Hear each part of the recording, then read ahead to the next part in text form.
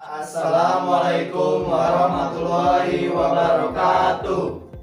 Kami dari kelompok 4 ingin mempresentasikan tentang mesin uap. Dan di sini sebelum mulai saya akan memperkenalkan kelompok saya terlebih dahulu. Saya Iqbal Maulana dengan NIM 10206016 sebagai moderator, dan di sebelah saya ada Dimas Ramadan dengan NIM 10206010. Saya Iqbal Hamam dengan NIM 10206015. Saya Teh Cipta Wibawa dengan NIM 10206008. Saya dengan Christian Firdaus dengan NIM 10206007. Nah, baik, kali ini di kelompok kami ingin mempresentasikan tentang makalah mesin uap.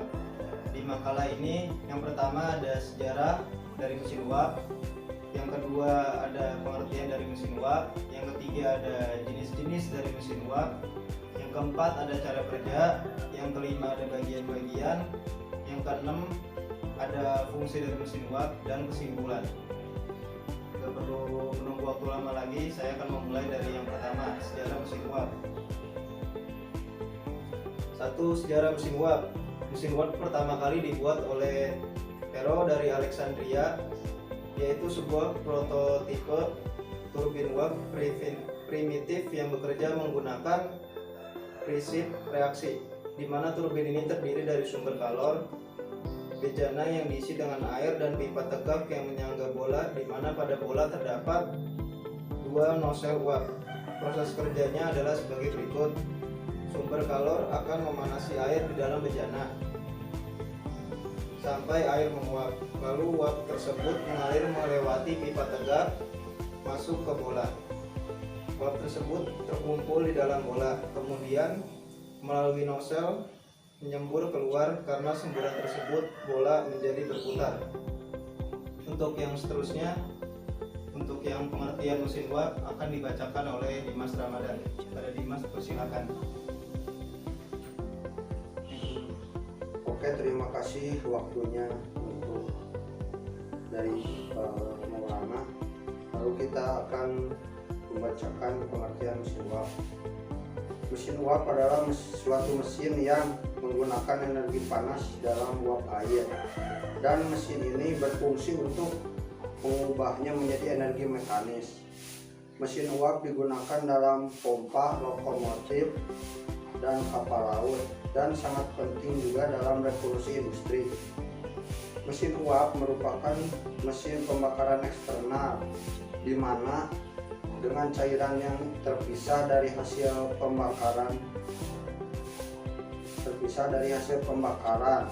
sumber panas yang dapat digunakan yaitu tenaga surya, tenaga nuklir, ataupun tenaga panas bumi.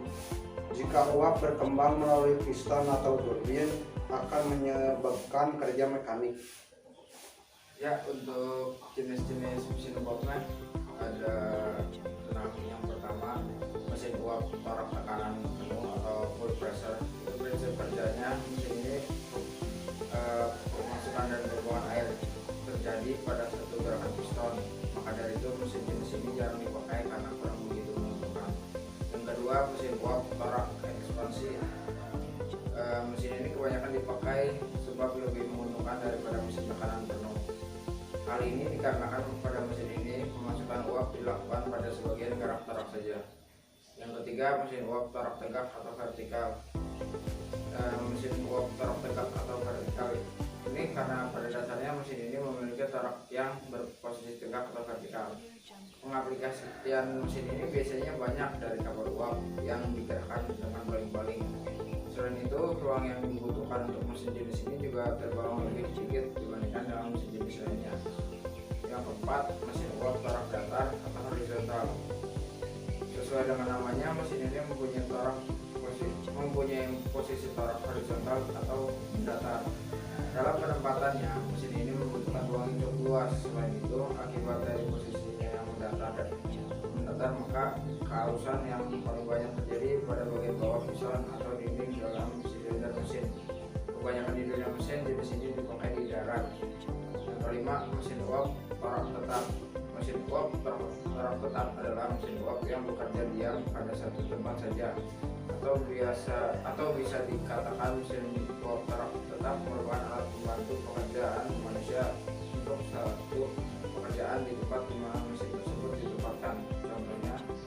pompa dan mesin penggiling debu. Dan yang terakhir mesin uap torak berpindah atau bergerak.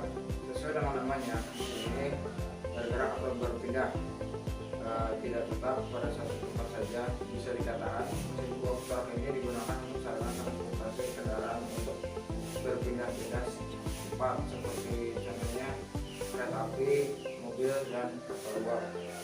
Ya, yang untuk penjelasan selanjutnya cara kerja mesin uap akan dipresentasikan oleh teman saya bersama dengan Saudara Reza. Silakan. Terima kasih atas waktunya. Di sini saya akan menjelaskan yang keempat, yaitu cara kerja mesin uap. Cara kerja mesin uap yang pertama diawali dengan di dalam silinder mesin uap terdapat piston yang mempunyai rod yang dihubungkan dengan head yang ada di dua silinder. Kroset dihubungkan oleh connecting rod dengan crankshaft, sehingga apabila piston bergerak kian kemari maka crankshaft akan berputar.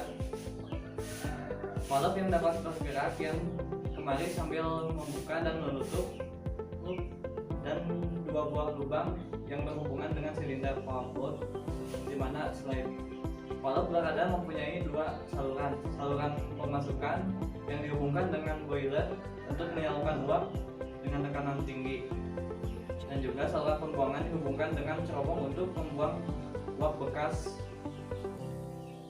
Pada waktu piston mempunyai posisi paling kiri, maka slide valve akan membuka lubang uap silinder bagian kiri sehingga uap dari boiler masuk ke dalam silinder pada bagian kiri dari piston dan mendorong piston ke kanan. Sementara itu, lubang uap sebelah kanan dihubungkan dengan saluran pembuangan sehingga uap bekas dapat keluar melalui cerobong. Kurang lebihnya seperti itu. Nah, untuk itu, karena kroset dengan crankshaft dihubungkan oleh connecting rod, maka gerakan kian kemari dari piston tersebut akan diubah menjadi gerak putaran dari crankshaft. Demikian selama ada pemasukan uap dari boiler, maka mesin uap akan merubah menjadi tekanan mekanis dengan gerak putaran dari crankshaft. Lokomotif uap biasanya mempunyai dua buah mesin uap yang dipasang di kanan dan di kiri lokomotif. Gerak putaran yang dihasilkan oleh kedua buah mesin tersebut langsung digunakan untuk memutar roda lokomotif sehingga mampu menarik seluruh rangkaian kereta api. Nah, untuk selanjutnya bagian-bagian mesin uap dan fungsinya akan dijelaskan oleh Christian Firdaus. Ya, di sini saya akan menjelaskan bagian-bagian mesin uap dan fungsinya. Yang pertama itu ada saluran masuk. Saluran masuk berfungsi untuk memasukkan uap air hasil dari pembakaran atau penguapan kettle uap yang akan digunakan sebagai bahan bakar atau sumber energi penggerak piston yang ada di dalam silinder. Yang kedua ada saluran buang. Setelah selesai dipergunakan sebagai penggerak daripada piston, uap bekas yang ada di dalam silinder tadi dikeluarkan untuk dimanfaatkan kembali pada kettle uap. Pengeluaran uap bekas atau uap sisa tadi melalui saluran buang yang biasanya terletak berdekatan dengan saluran masuk.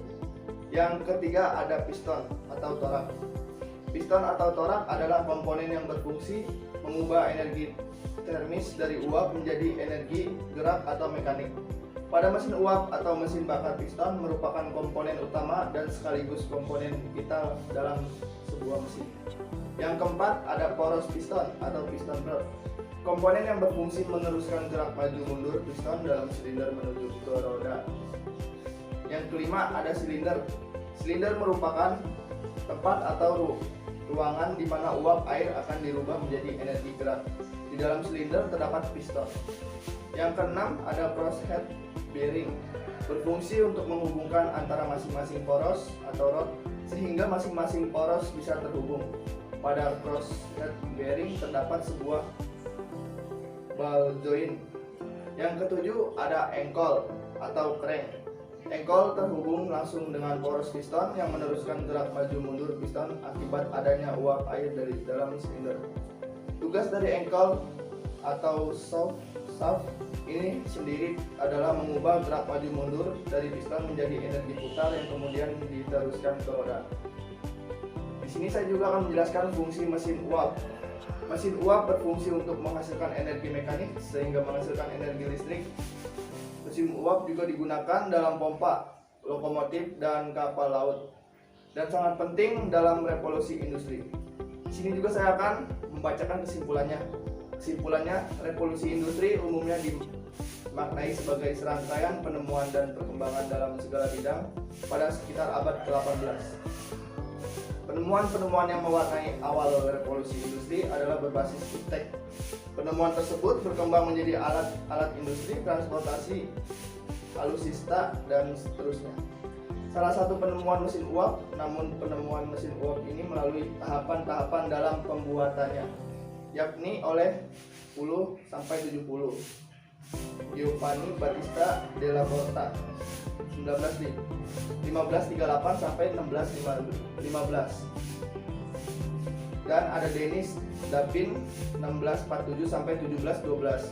Lalu ada Thomas Savery dari 1650 sampai 1715. Lalu ada Thomas Newcomen dari 1663 sampai 1729, dan James Watt dari 1736 sampai 1819. Penemuan mesin uap ini mendorong perubahan pada sistem perekonomian masyarakat pada saat itu, yang awalnya bekerja menggunakan tenaga, namun adanya teknologi yang telah ditemukan, pekerjaan mereka menjadi lebih mudah. Terima kasih kepada kawan-kawan saya yang telah membacakan mulai dari sejarah, pengertian, jenis-jenis, cara kerja, bagian-bagian, dan fungsinya. Mungkin sekian dari kelompok 4 tentang mesin uap. Kurang lebihnya mohon maaf karena kami semua masih dalam proses pembelajaran. Wabillahi taufiq wal hidayah. Wassalamualaikum warahmatullahi wabarakatuh.